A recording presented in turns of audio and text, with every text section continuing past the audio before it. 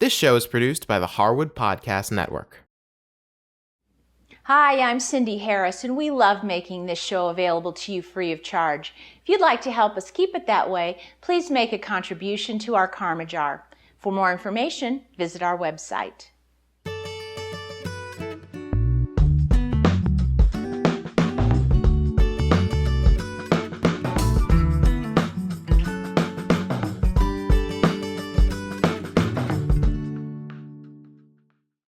Today I've baked a batch of fresh apple cookies. A couple of weeks ago I picked 50 pounds of apples off my apple tree in the garden, and I put a shout out to my friends on Facebook and saying, what should I do with these apples? What are some recipes you'd like to see? And Maria Alice gave me a wonderful idea. She said she'd like to see me do an apple cookie. Well, here it is. These are delicious and fantastic with a cup of cider on a cold fall day.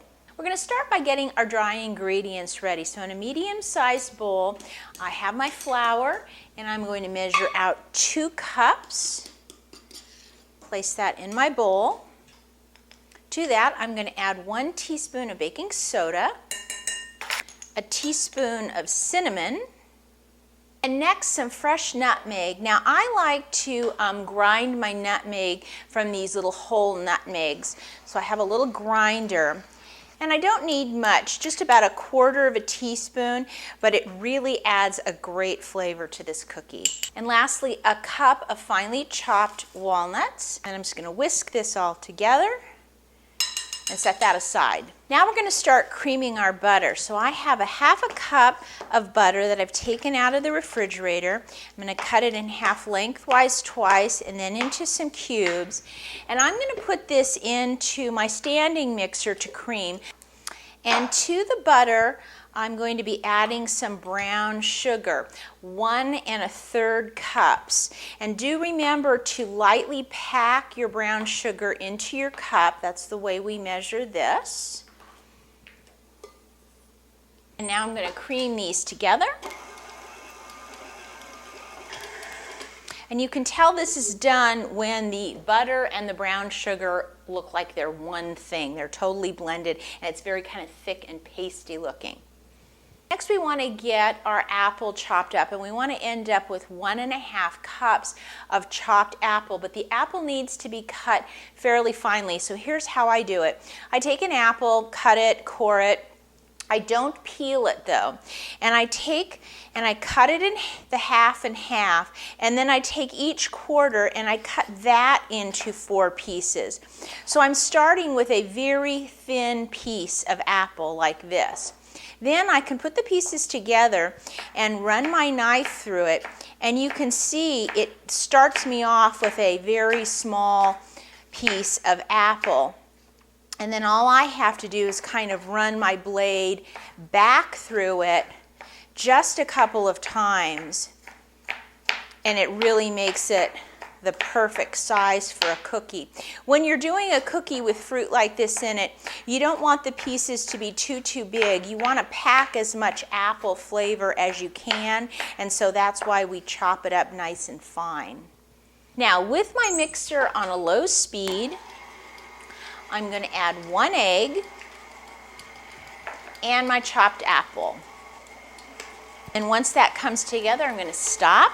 And now I want to measure out 1/4 cup of apple juice. Now, if you can get fresh apple juice, do, because it tastes so good.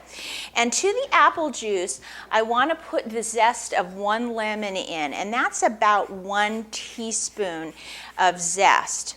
Now, the reason I want to put the zest into the apple juice is many times the zest will clump up in a batter, and so most of the time when I do use it, I try to mix it in with something so that it can kind of break up.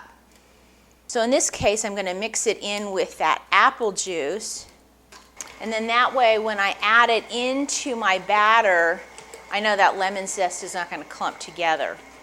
Now remember, with cookies, when we add the dry ingredients to the wet, it's really important that we not overmix the batter, because with cookies we don't want them to be high and puffy like a cake. We want them to be dense and kind of chewy.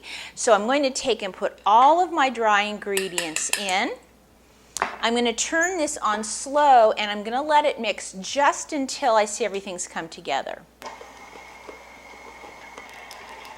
So you can see 30 seconds, that's about it. I want to do a final mix down with my spatula just to make sure there's no pockets of flour. And now I have my baking sheet with a piece of parchment. I'm going to be using my medium cookie scoop, and I'm going to scoop these cookies out.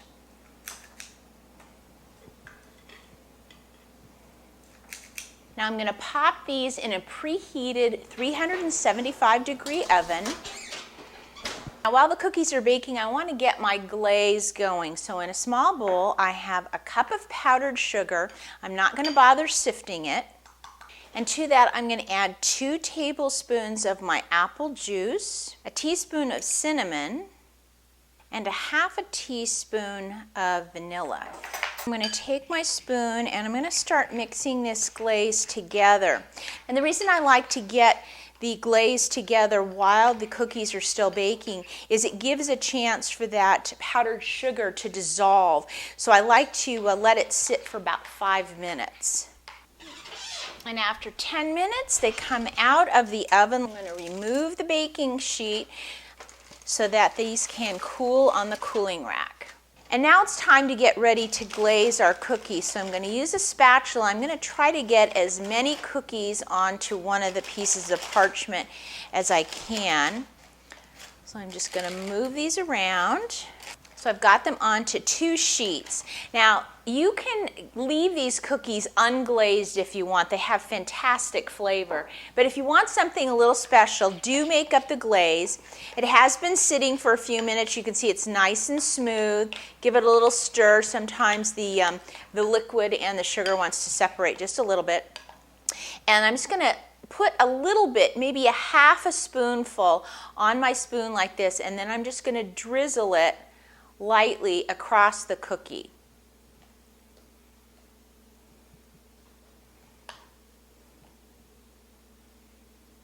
This is just meant to be a drizzle. We're not trying to coat the whole thing, but it gives a pretty sparkle and a really great additional flavor to these cookies.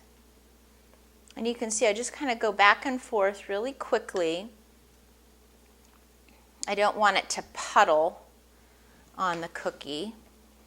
And now I'm going to let these sit, and I'm going to let that glaze totally set up. I got interrupted while I was filming, and I forgot to taste the cookies on camera. Sorry. I did have some, just one, and they were soft, full of apple and walnut flavor, and had a hint of sweetness on top with the glaze. Well, if you'd like to try these delicious fresh apple cookies, just go to our website and visit the cookie jar show notes, and I'll have the recipe there for you. If you do make them, don't forget to send me a photo so I can send you the cookie badge. Don't forget to join us on Facebook. That's where I get lots of great ideas from our viewers and where I post all my vlogs. And as always, if you have any ideas or questions for me, please send me an email. I'll see you next time.